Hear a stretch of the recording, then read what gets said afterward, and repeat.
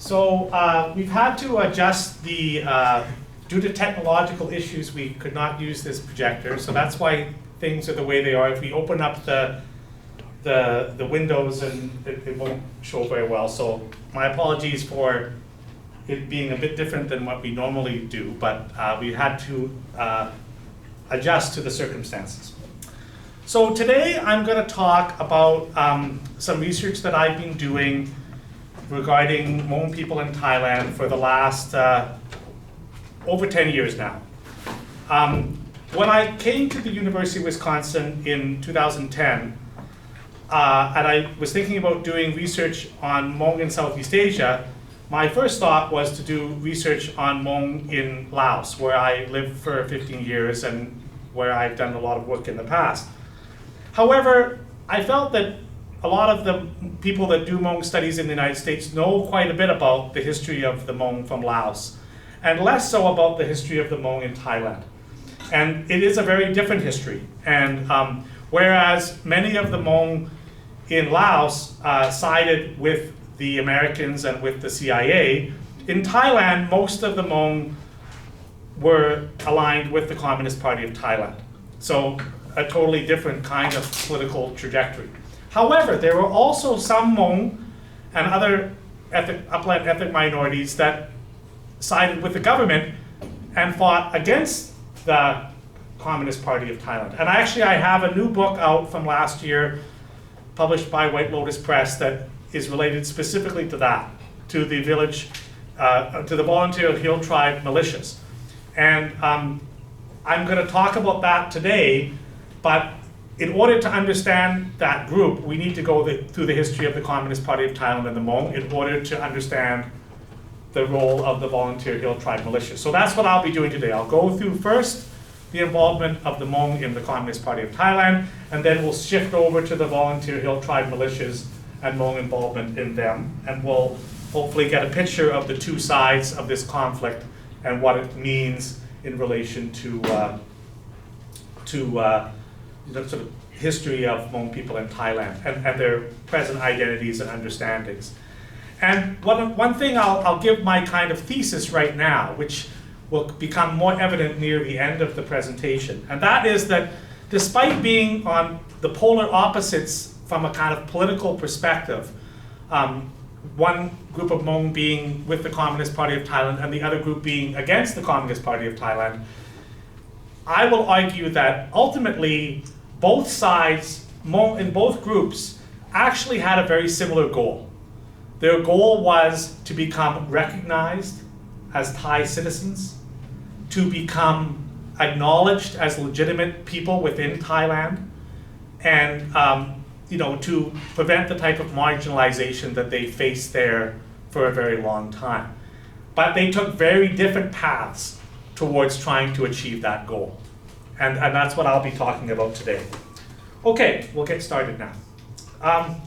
So if we look back to the history of the Hmong in Thailand, going back to the 1940s, 50s, even into the early 60s, the Hmong lived in quite high upland areas, almost exclusively, and had very, very little contact with lowlanders. And they had moved from China through Vietnam into northern Laos and had eventually arrived in northern Thailand, beginning in the late 19th century into the beginning of the 20th century.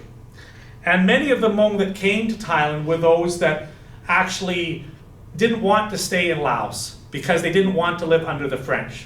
And they actually felt that they would have more freedom living in Thailand because Thailand, at that time, the government was less intrusive into the activities of mountain peoples. And that would change over time. So they were living in villages like this. This is a picture from the 1950s. These are some Hmong kids that were from that era. They're wearing their traditional clothing here. This is also from the late 50s, early 1960s. And there were a few people, like this family here, that did receive Thai citizenship in the 1960s, but the vast majority were not considered Thai citizens.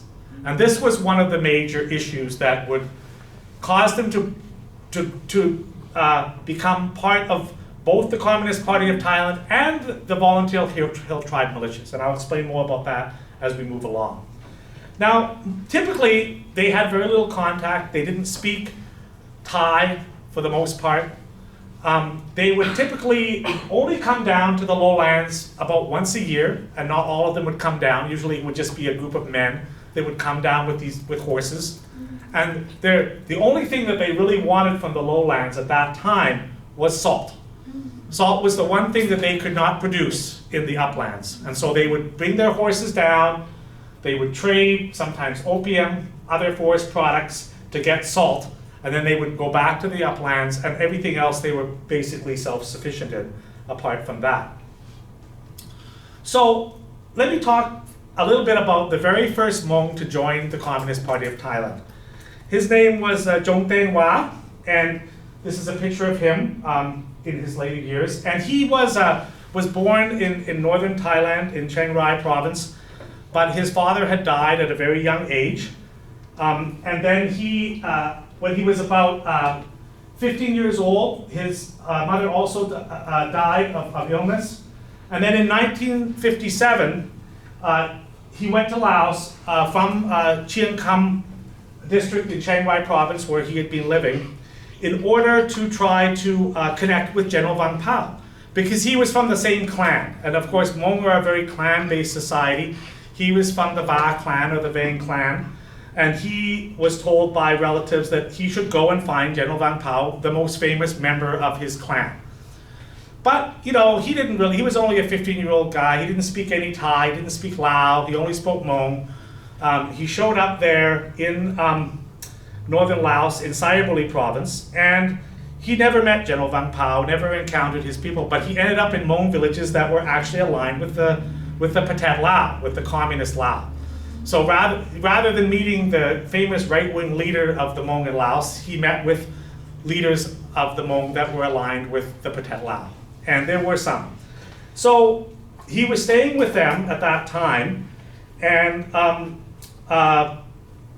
basically in 1960, some of the Hmong had been fighting against the communist Hmong in northwestern Laos, had been fighting with General Vang Pao's soldiers, and he was around at that time. And then some Hmong Lao communists basically got connected to members of the Communist Party of Thailand who were in Laos coming down from China, and they said, hey, we've got this Hmong guy from Thailand, and he's with us. And they were looking to recruit people to join the Communist Party of Thailand. And so he agreed to do that. He actually didn't know much about communism at that time, but what they said to him is, we'll give you a chance to get an education. And that was something that had always been not possible for the Hmong in Thailand. And so he jumped at the possibility. He didn't really know what education was or what he'd be studying, but he wanted to study because he'd heard about it.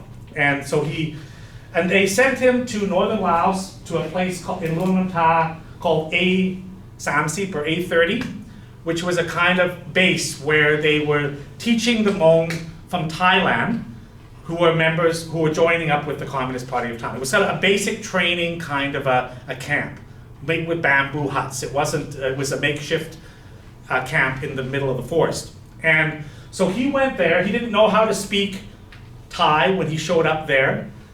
So he was learning how to speak Thai at the same time as he was learning about communist ideas. It was basic training for 3 months.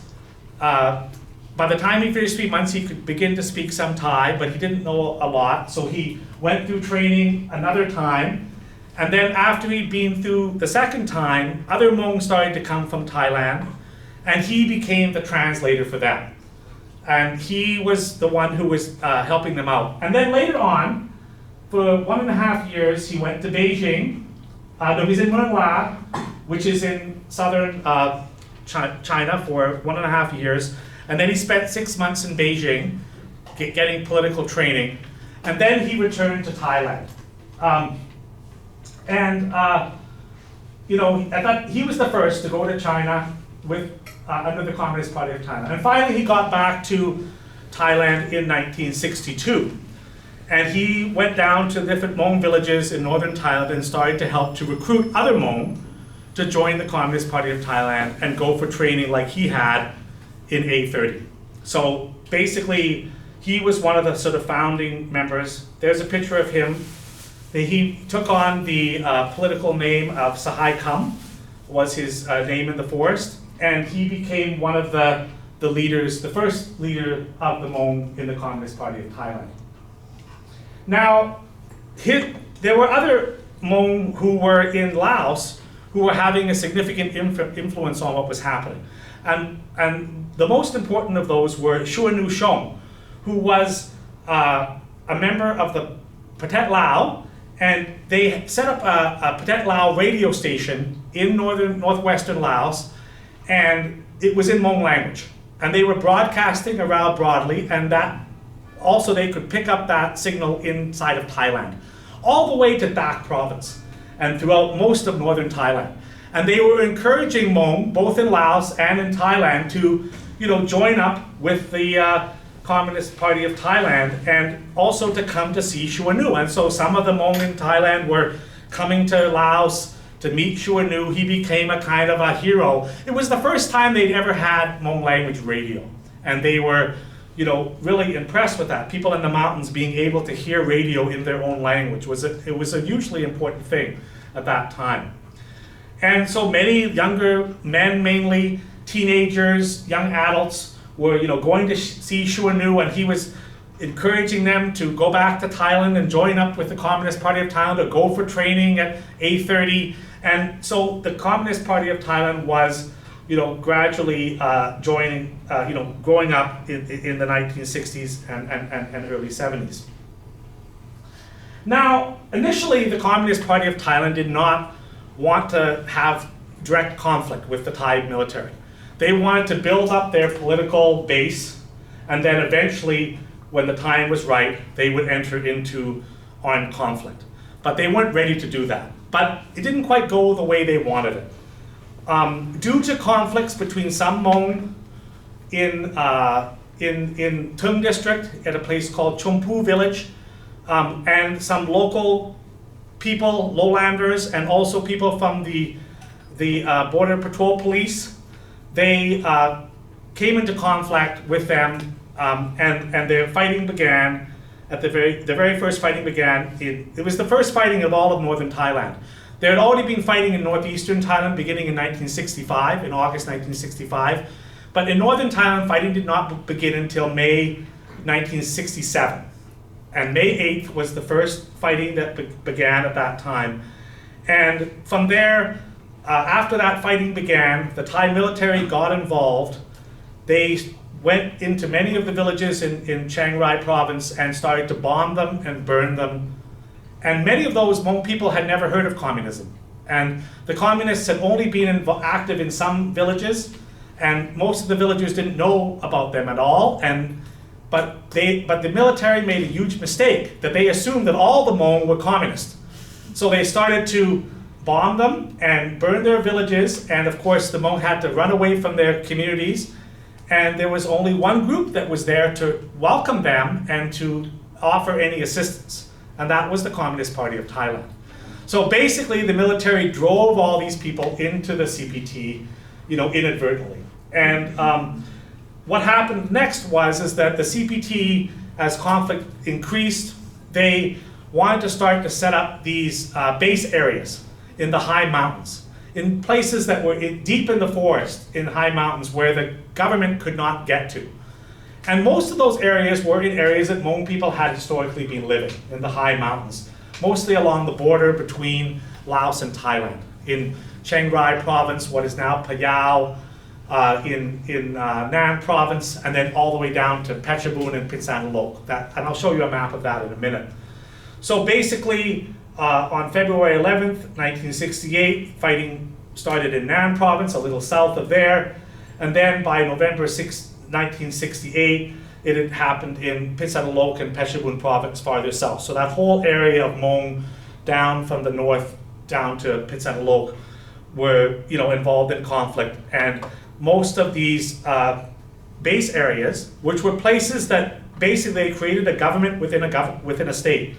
These are places that for 15 years, the Communist Party of Thailand had full control over. The military was never able to enter into these areas at all. And so they fully controlled these areas, and they were basically operating a state within a state at that time. And many of the Hmong like this joined the CPT because they had a lot of grievances even from before the fighting started. They weren't given citizenship, they weren't recognized as Thais, they felt that they were not given educational opportunities like other Thais, they were often discriminated against. Lowland government officials would take advantage of the fact that they didn't know Thai or didn't understand the laws and try to excessively tax them. They would sometimes go into villages and kill the chickens and pigs of villagers and not pay them for their food. Sometimes they would go in there and, they felt that many of the Hmong women were light-skinned, and so they thought they were beautiful. Sometimes they would go in there and grab them and abuse them in very inappropriate ways. So there was a lot of grievances, right? The Hmong were very unhappy at the way they were being treated. And so it wasn't difficult to convince them, to take up arms. And one thing about the Hmong is that they have maybe a bit less tolerance to injustice than some other ethnic groups. They were very unhappy, as other upland groups were, but they were more willing to fight for their rights and for their ability to be considered to be Thai people. And the Communist Party of Thailand welcomed them, offered them equality, told them that you would be an equal member of society if they were successful. And this was very attractive. The other thing that was very important for them, though, so these are they created all these base areas. So they had there were Khek 1 to 6 is in Nan Province, Khek 7 is in Phayao, then you have Khek 8, which is in Thung District, and then in the 3 provinces area, which is Phetchabun, Phitsan, Rok, and Loi, where those 3 provinces come together, you had Khek 10 and Khek 15, and then in Dak Province on the other side, bordering Burma, you had what they called the 2 Dak Province areas. And so mostly Hmong were living in these areas. There were some Karen in Dak Province, and there were some Lua or Tin people in Nan Province. But the vast majority were Hmong. Most of these areas were. So they had Hmong in the Communist Party, but there were also villagers that were also living in these areas under the Communist Party of Thailand in these areas. So this is where the strongholds were existing. This is number 8 up here. This is number 7 here. 1 to 6 is here. And then down here is where you have 10 and 15. And over in Dak Province, you have the southern and northern areas there. So these were areas that were considered red areas. There were also pink areas where the Communist Party of Thailand operated, but they didn't have full control over those areas. The military was coming in and out of those areas. But these areas that I shaded here, they had full control over these areas, and the government was never able to get there until the end of the communist period. And there are some museums that about the Communist Party of Thailand, which have now emerged in Thailand, including in Nan Province. They have a very important museum there that former members of the Communist Party of Thailand have set up, and they're now really celebrating their history. If you talk to Hmong people about their involvement in the Communist Party of Thailand, they're very, very proud of it. They're very proud, even up to now. And they will go to a lot of events to celebrate that, and I'll get into that later. So here's some pictures of the Hmong after they've come back from studying in Laos, in northern Laos, and taking up arms. These are real pictures of their training. This is not actual pictures of them fighting, but they were training and they set this up for photographs. And some of them went to Vietnam also to get military training as well. The other really important thing about the Communist Party of Thailand was that it was actually more attractive to women than men. Hmong women were more inspired by the Communist Party of Thailand than men were, and that is because in Hmong society, it's very patriarchal, and women have very few rights, but the Communist Party of Thailand offered equal rights for women. They said that women could get an education, which is something that they were never allowed to do. And this was usually inspiring for them. The other thing that happened historically in Hmong society is they had this bride grabbing that occurred, which a man could grab a woman, a young woman, and take her, kidnap her essentially, and if he could keep her, for three nights, then like she would have to marry him, and they would like put a chicken over the head, and that would be it, right? And so this was something that many women, young women, were very fearful of. Teenagers, older teens, often didn't want to leave their houses. They were afraid they'd be grabbed, and they would have to marry somebody that they didn't want to marry. So the Communist Party of Thailand said, no, we're going to ban this. We're not going to allow this to happen anymore. And women were really happy. Also, it allowed women to have not only general educational opportunities, but some of them, they became nurses, they became doctors, they became soldiers. They could do all these things, which was unimaginable to them when they were younger. So many of the women were very inspired by this. And I'll just give one story of one woman. This is Chia Lo Vang. I met her in Dak Province, and I actually went to interview her husband, who was also a prominent Hmong member of the Communist Party of Thailand. But when I was interviewing him, he wasn't answering the questions, but all the answers were coming from behind me. And I looked around, and it was her. And she was answering all the questions. And I said, well, who are you? And it was my wife, the other guy said. And she said, yeah. And she had a lot to say. And so I interviewed her. That's when she was in the CPT. This is her a few years ago when I interviewed her. And she came from Pok Prat district in Dak Province. And her brother, Lao Ying, had gone to China to study with the CPT. And when he returned to Dak Province, he said, I've learned that Hmong women and girls have the right to go to school. And they have the right for an education just like boys. And they couldn't believe it. They were so happy. And so she was hugely inspired. Prior to that, she had been studying with other girls using a kerosene lamp because they weren't allowed to go to school. And then she was told, yes, you can get an education like everyone else. And so this was hugely inspiring. Later on, she studied to become a nurse within the CPT. And she studied with Chinese Thai doctors, and even doctors from China that had come to support the movement in Dak Province. The 7 unmarried Hmong women who were all in their teens, she was only 14 when she became a nurse, and she ended up doing that for many years. That's the 7 of them that were the first Hmong nurses within the Communist Party of Thailand in Dak Province. She didn't go to Laos like others because Dak Province is a long way away. You'd have to cross over Thailand to get, it was a long way to get to Laos. So she didn't go like some others did on the east side. She was on the west side. But she was nevertheless very inspired by all this. And she ended up marrying another Hmong who was also in the Communist Party of Thailand. Now, this sort of thing would have been unthinkable earlier on. The idea that women would be holding guns. Historically, women were not allowed to shoot guns in Hmong society, but under the CPT, they could. And that may seem like, like why would somebody want to be a soldier and be in, but for them it was really important, right? This was a huge advancement in women's rights from what they had seen previously.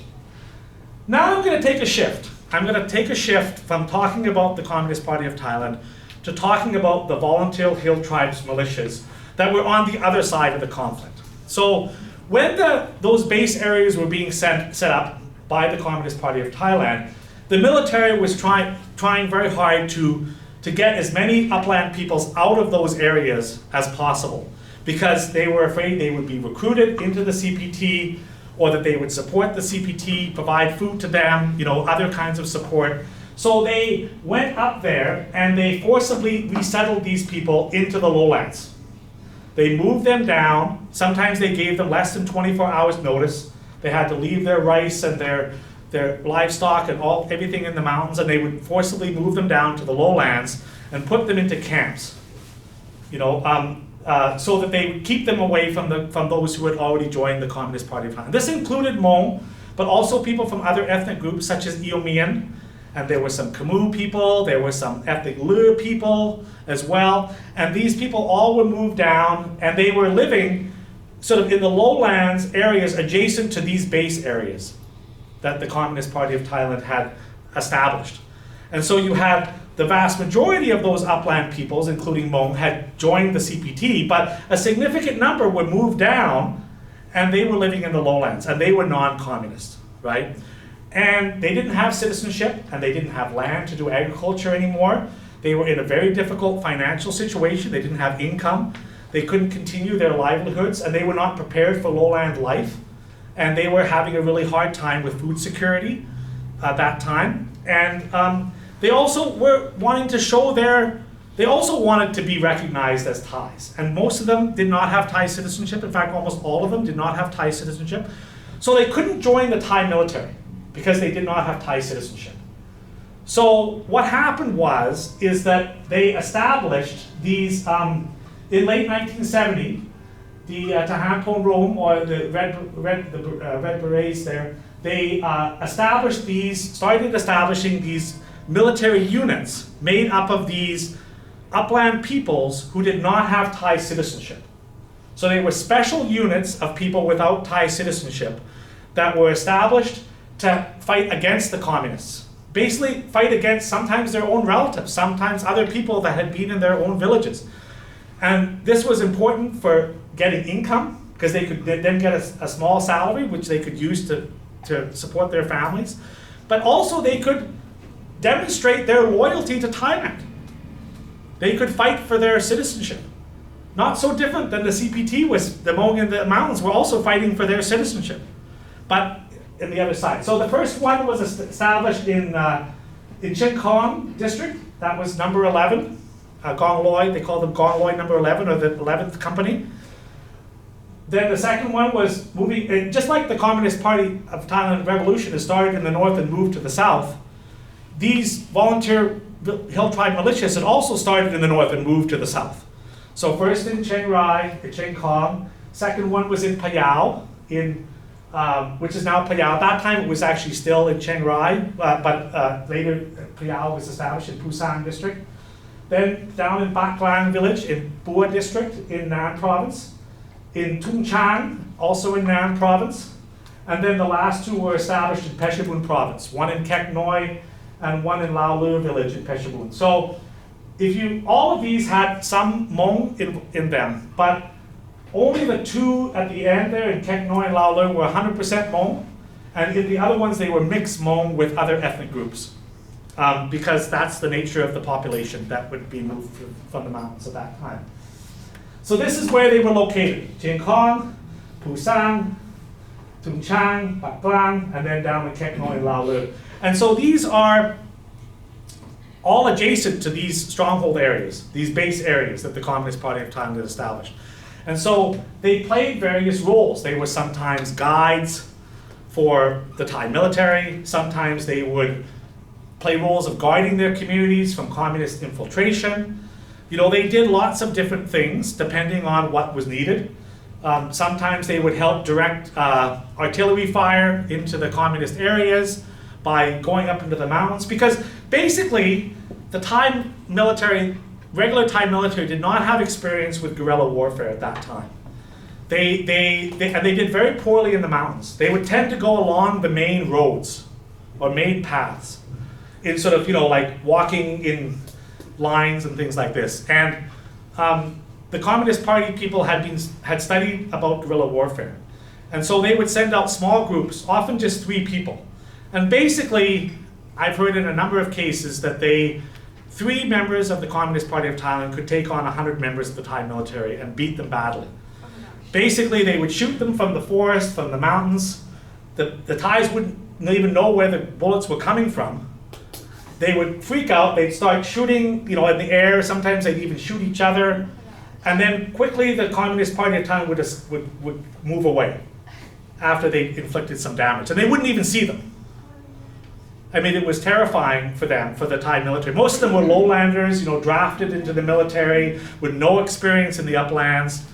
And so it was very, very difficult for them. And that's why they needed these volunteer hill tribe militias because they knew the mountains as well, and they could help to guide them and to collect intelligence, and you know, they knew the same sort of things that the Communist Party of Thailand uplanders knew, right? So they were valuable, and they served. And so this is some of them in.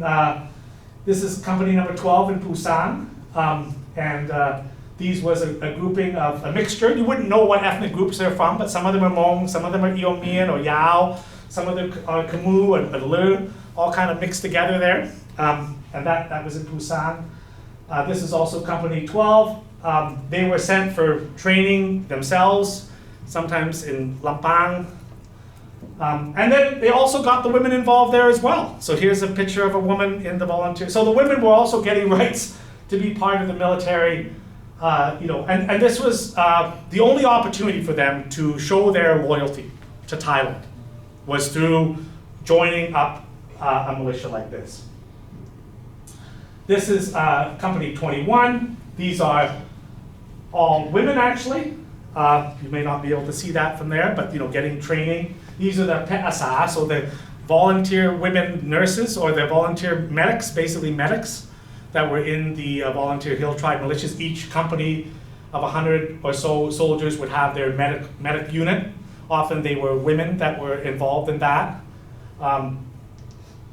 This is company 22 in Tung Chang, in Nan Province as well.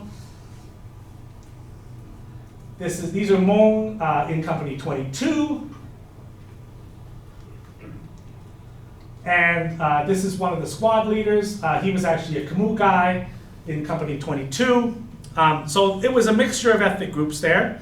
You know, they were, again, getting a small pay. It would seem like a small amount. Sometimes it was like a per diem of 12 or 15 baht a day, which might seem like a small amount, but for them at that time, it was a significant salary. It was enough that they could save some of that money and give it to their families, to their wives, to their children, and other family members, which was really important for them. This is them when they went to training in Lampang at Patupa. There was a military training base there, so they would go there, and they were training there together with Thai soldiers. This is also them training at Patupa. And this is company 31. So this is 100% Hmong here at Khek Noi, which is the largest Hmong settlement in Thailand today. Probably over 20,000 Hmong people living there. It's a whole sub-district. These are all basically, and nowadays it's a combination of people that were members of this company, and also that's later on a lot of Hmong that left the force that were part of the Communist Party of Thailand also settled there. And there's also a significant number of Hmong from Laos that are also living there now. So it's a mixture right now. You'll know Bao Shong, who's one of our students here, a PhD student in anthropology. She's there right now living in Khek Noi right now doing her research on transnational Hmong marriages. These are some of the local officials in Khek Noi that were very important. You know, again, you look at their outfits, the way they're dressed, you wouldn't know that they were Hmong. You know, they weren't wearing their traditional clothing at that point. But these are all Hmong, and they were members of the militias. They were also taking up local administrative positions in the local government, and they were, you know, playing a significant role in, you know, managing their populations at that time. They were totally surrounded by Communist Party of Thailand. I mean, all the other villages around that area were all Communist Party of Thailand villages. There was just only a couple of them that had not joined the Communist Party of Thailand. Most of those were Christians who did not want to join. Some of them also had some previous grievances with communists from earlier times, but the vast majority were Christians. It was a small number though, probably less than 10% of the overall Hmong population. So they were totally under siege. And their main job, you know, was to guard their village from communist infiltration, and sometimes they also acted as guides for other groups of military people that came into the area to work on operations against the CPT.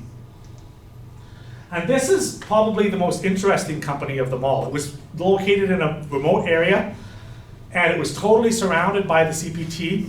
You couldn't even, the only way you could get into it was by helicopter, because the roads were all under control by the CPT. And you couldn't, in this community, you couldn't even put your head up because there were snipers around it constantly. And there were at least over 20 people over a number of years that were shot and killed by snipers. And they were determined to not give up this location. And finally they did have to move out near the end. But then eventually after the Communist Party of Thailand gave up, they returned to this area. They're living there now. This was and the only reason that this community did not join the CPT is because their leader had had a bad experience with communists previously in Laos. And therefore they were, they were not inclined to join the communists because of that. But most of the other villages were easily convinced to join because of their grievances. And some of them, like this guy, Phusang District, who's a Hmong guy, was given a leadership position. But critically, within the Volunteer Hill Tribe Militias, there was an unequal power relation in the sense that they could make this guy Phusang, which means he would control the 100 or so Hill Tribe Militia members. But they also had members of the Pondrom who were like maybe 6 or 10 of them that would stay with him as well. And he was not allowed to order any of the regular Thai military. And then they also had this Nai Gom, which was above. So they had a two-tiered system. They had these people, then they had the regular military that was always above the hill tribes. They were always considered to be lower. And even the head of that group could not order a lower level member of the Thai military to do anything. So it was an unequal power relationship, but nevertheless, it was the best that they could get at that time, not being, Thai citizens. And they were very proud of their service, right? And this is him when he was younger, and that was him when I interviewed him a few years ago. And they were very happy to tell their stories. They feel like they have not been appreciated, in Thailand, despite the sacrifices that they endured during this period. So finally, to put an end to this story, basically, how did the Communist Party of Thailand come to an end? It wasn't because of bad behavior. It wasn't because they lost support from the population. It was due to a number of basically international political circumstances that led to their demise. The first is that there was this conflict between Vietnam and China, and the Communist Party of Thailand sided with China, and Laos sided with Vietnam.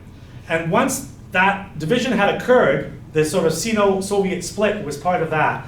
Once that occurred, the Pathet Laos stopped allowing the Communist Party of Thailand to use Laos as a back area. They shut the border, they told everyone to come back to Thailand, and they also couldn't use Laos to transport materials from China to Thailand, which previously they had transferred everything through Laos. So they couldn't do that anymore. The next thing that happened is that China wanted to support the Khmer Rouge fighting against the Vietnamese in Cambodia. And the Thais were willing to help them. But the Thais told China that they would not allow them to transfer arms to the Khmer Rouge unless China stopped supporting the CPT. So that's why they shut down the CPT radio that was based in Kunming in China in 1979. And they stopped providing material support to the CPT, despite the fact that the CPT had been loyal to China in siding with them against Vietnam earlier. And so this was a huge mistake. Then the Thai military took advantage of this situation, and the government took advantage of this situation by issuing amnesty bills in 1980 and 1982 that would allow everybody that was involved in the CPT to come back into regular Thai society and not be punished for that. And because they lost, they were demoralized because of the lack of support from China. They were a Maoist group, so they were very pro-Chinese, and the Chinese had stopped supporting them. And they were demoralized, and many people took that opportunity, and then people started leaving the forest, and that was sort of the beginning of the end. And between 1980 and 82, the CPT had basically lost almost all their bases. First they were diminished, they were demoralized, and then the Thais did have some military operations. But if they had been at their normal strength, they would never have been able to, the Thai military could never have gotten into these areas. But because they had reduced strength and they were demoralized, the Thai military was able to have some successful operations, such the Yutagan Pamuang Panet Suk, which was in the Khao Ya area, probably the most famous battle that happened near the end of this period. They also involved the Kuomintang, or the KMT, were also helping in that operation. And they were being guided by these members of the Volunteer Hill Tribe Militias. We're actually guiding the KMT into these areas during battle. So finally, in the early 1980s, most of the Hmong and other CPT took advantage of this amnesty, and they left their, what they call Tantiman, or the base areas or stronghold areas, and they sort of gave up to the Thai military at that time. So there's a picture of one of the leaders from Chiang Rai Province, Hmong leaders, giving up and giving in his arms. He came down, and this is Lieutenant Colonel Viwo Tong Mit, who was accepting them in December 15, 1982, when they finally gave up. And then, of course, afterwards, the King of Thailand, Rama IX, was going to these areas and trying to provide development options for them.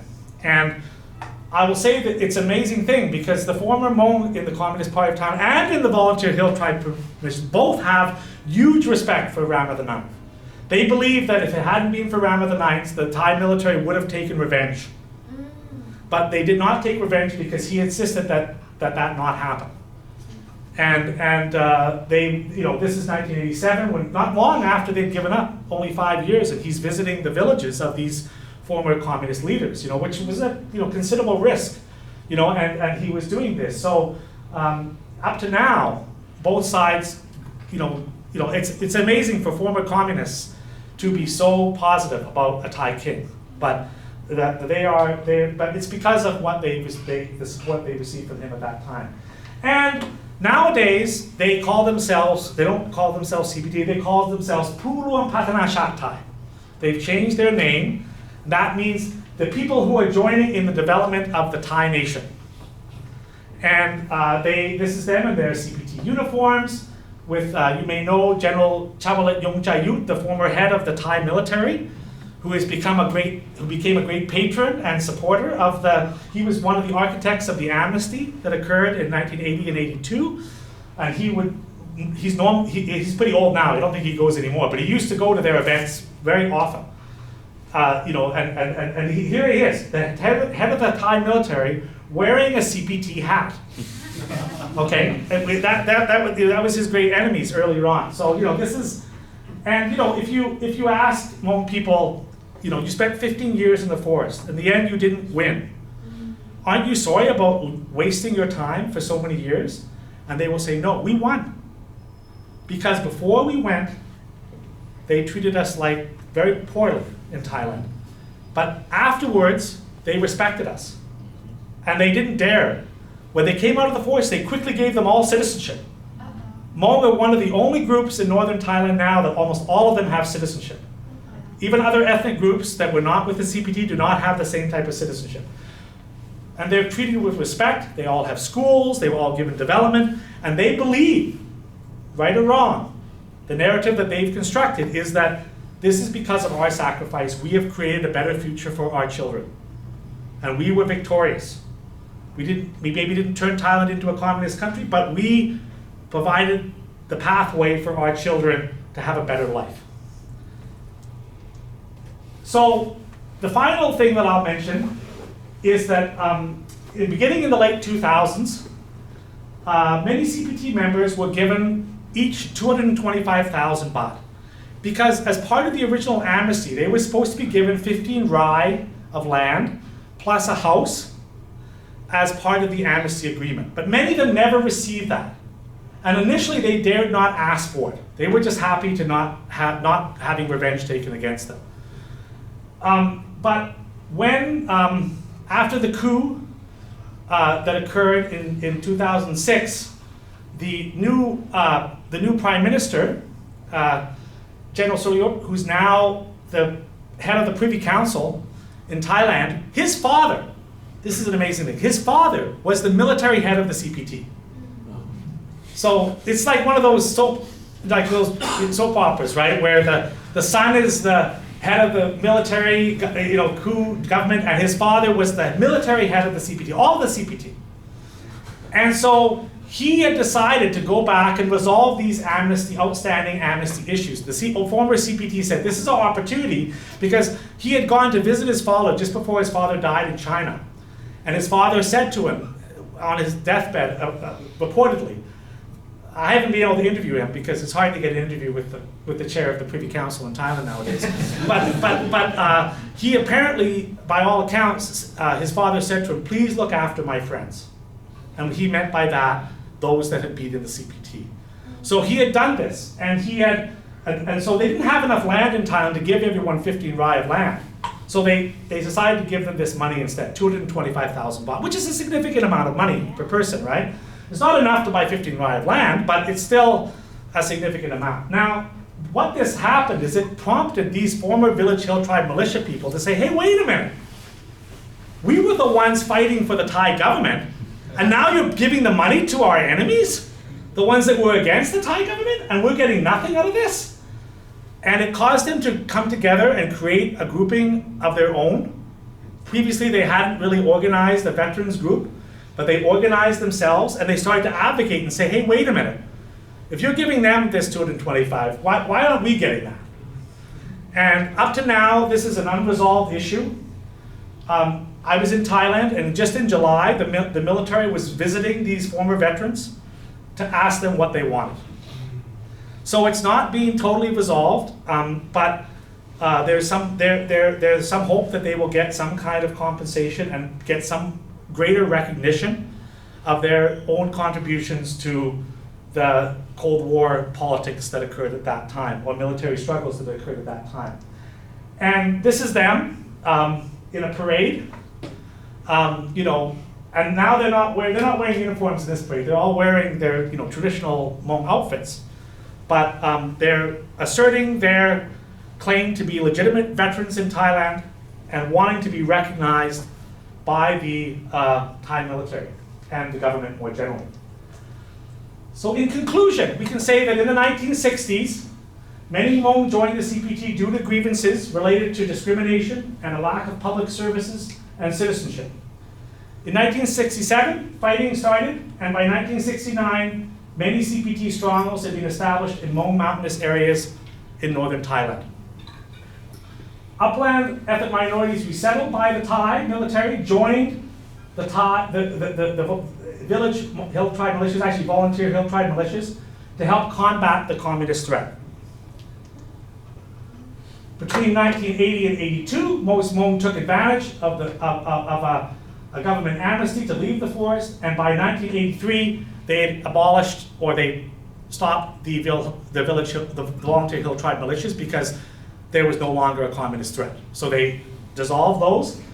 And ironically, and this coming back to my original thesis, ironically, while on different sides of the conflict, the Hmong that had joined the Communist Party of Thailand and the Hmong who had joined the Volunteer Hill Tribe Militias really wanted exactly the same thing. They wanted recognition. They wanted dignity. They wanted their rights. They wanted to be recognized as citizens. And they wanted to be treated like other Thais.